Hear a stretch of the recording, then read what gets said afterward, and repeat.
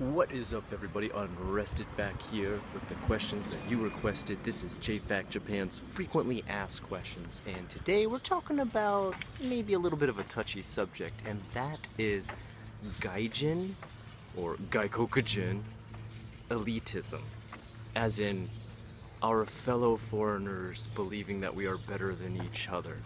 Something commonly seen in the Gaijin community here in Japan, and it's all different races: white, black, Indian, even other parts of Asia, Chinese, Korean. They have a pecking order. They look at each other sometimes on the street and give them the stink eye. Well, why does this happen sometimes, and why do Gaijin sometimes think that they are in some sort of pecking order or can lord over other Gaijin, or have some sort of imaginary scorecard that makes them a better or a greater Gaijin than others that have lived here at different amounts of times with greater ability of Japanese or some different occupation or job? Well, what I'm going to do is list a couple facts today of what things people often see as descriptors for things people believe they are elite because of in Japan.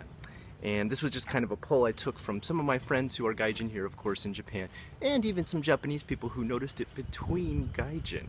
I'm going to read those off today and just kind of give you my take on what I've seen and how I see sometimes this Gaijin elitism, something I truly do not support. Let's get that straight right off the bat. Here in Japan. Number one, language ability. Okay, this is probably going to be one of your most common ones that you see. Obviously, if you've lived here longer, you've probably picked up more of the language. If you've studied harder, you've picked up more of the language. Possibly you've even gone to a language school to pick up the language. There are many that are far, far greater at speaking Japanese than me, and there are many that are far, far worse at speaking Japanese. There are some people who have lived here far longer than I have and still can't speak as much Japanese, and there are people who've only been here a couple years and can speak on a native level almost. Now, of course, those people who've only lived here a short time and usually can speak on a native level went to some very strict schooling and really studied their ass off, so they deserve what they've got. But is that something that we can lord over other Gaijin?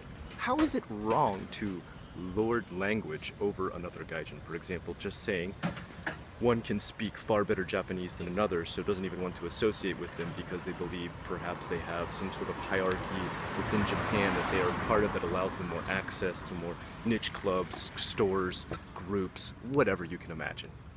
Well, this is commonly done because they believe that they have more access, more knowledge, and I would say probably an overall greater grasp of Japan, which they actually might have. There is no doubting that having a better language ability does allow you to see more, understand more, and go more places in Japan. Is that something you can really lord over another person? I personally think no. I feel if you have this higher level language ability, number one, use it to help people find new stuff within Japan. Use it to help people access stuff that perhaps is difficult to them. For example, maybe someone's always wanted to get a credit card in Japan, something that's a little bit hard to do for Gaijin. Offer your help rather than talk about, oh, you can't even get a credit card in Japan, blah, blah, blah, blah, blah, blah. Use it if the person asks you for help with their own Japanese. Now, unsolicited responses to people's bad Japanese oftentimes get the stink eye back.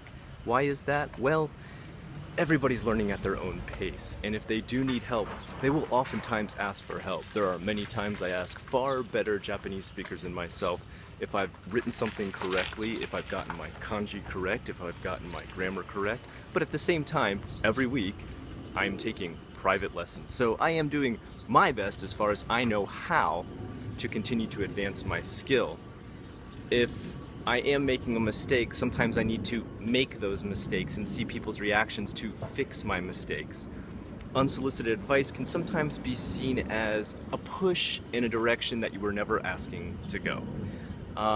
Sometimes unsolicited Japanese help can also lead to, well, you looking like kind of a douche if it's not really helpful. Let me give you a little bit of an example. Recently, when I had written a comment about a conversation I had with a Japanese police officer in which he asked me, "Anata no shigoto wa nan desu ka? What is your job?" I answered with, "Boku no shigoto wa eigo no sensei," because at the time I was an English teacher. Well, recently I had a commenter say, no, you should never call yourself a sensei, you should say eigo no kyoshi. Both are correct. Kyoshi is 100% correct. I could 100% said that and been just fine. But sensei is also just as correct. And both can be used. Two different words, one meaning. Most of my viewers understand the word sensei. They have heard this word before. Not as many have heard the word kyoshi. Now you may have, most of you do study quite in depth, but considering I'm imagining most of my audience does not speak fluent Japanese or know some of the more less popular words, I try to use the most common. Of course, you do have elitist Gaijin who come in here to my comment section and are like, well, there's a more, advanced word you could use to say that. Not even thinking about the fact that what audience am I trying to deliver these videos to. That kind of unsolicited advice does lead to elitism, or at least you looking like an elitist. Job or occupation. A lot of people lord what their job is over other people. I noticed for quite a long time while I was an English teacher back in my first couple of years here in Japan, those that were not English teachers were sometimes lording it over those that were, saying things like, well, you've never actually worked in Japan until you've worked for a Japanese kaisha. You've never actually worked in Japan unless you've had a Japanese boss. Well, that's kind of funny too when they'd say that, because most times, even in English jobs, we have Japanese bosses. Oftentimes Japanese people do own the company, so I don't really see how that is an accurate account of you having something different to lord over another person. Nonetheless, this was something that people did have a pecking order for, or their imaginary scorecard that they could check off as something else they had over you as far as more advanced knowledge of Japan or experience. Now, of course, this does give you a hell of a lot more experience with what the Japanese wa or harmony of the workplace actually feels like, because when you're in a Japanese company, you must do as the Japanese do. You can kind of away with being a little bit more Gaijin within an English company, because they do realize they're trying to adapt their company to work with and assimilate somewhat with the Gaijin community, which oftentimes it's not necessarily that one's more polite or more rude, but they just have different cultural norms. The Japanese who work in those jobs often come to easily accept these types of different norms of culture because they know every day they're working with Gaijin. That being said, these people who hold their jobs over your head in a matter of, I'm so much more advanced about my knowledge of Japan and where I've worked, again, not needed. Why? Some people are very happy working an English job. In fact, some people did go to college to get an English degree to teach English and are very happy to teach it in ESL.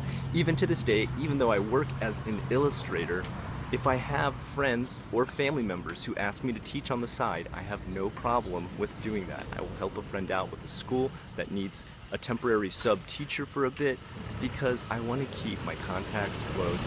I'll never look down, because there could be a time where the whole illustration job dries up. What if I have to suddenly stumble back into English teaching? You've always got to keep that in the back of your mind and not look down on it, especially those people who own their own schools.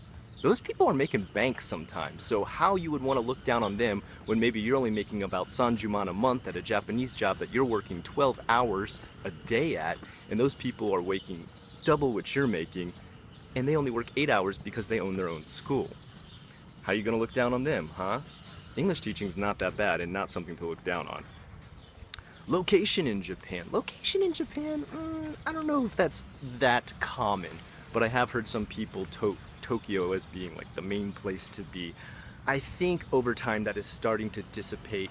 Not as many people are using them living in Tokyo as being a high point of who they are or their own character or something they can lord over somebody else. Single status or married status. Alright, let me go ahead and end on this one because this is kind of a funny one.